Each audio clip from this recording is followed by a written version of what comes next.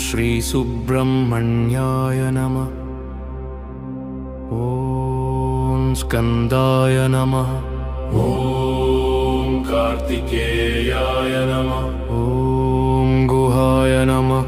ॐ षण्मुखाय नमः। ॐ शरवणभवाय नमः। ॐ शक्तिधराय नमः।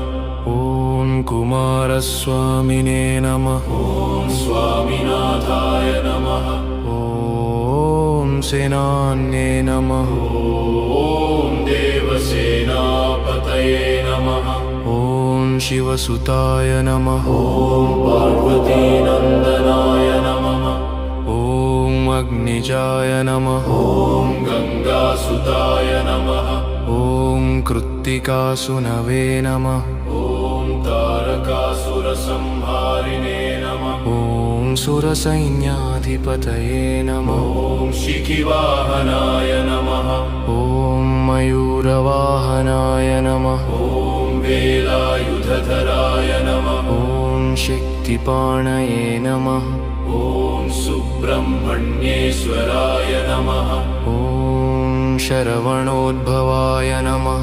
ॐ शिवप्रियाय नमः।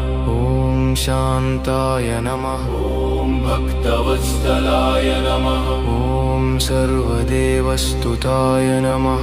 ॐ दिव्यरूपाय नमः। ॐ महासेनाय नमः। ॐ शूरपद्मासुरमर्दनाय नमः। ॐ वल्लिदेवसेनासमेताय नमः। ॐ गणेशानुजाय नमः। ॐ सर्वमङ्गलप्रदाय नमः। ॐ ज्ञानशक्तिस्वरूपाय नमः। ॐ श्रीसुब्रह्मण्यस्वामिने नमः।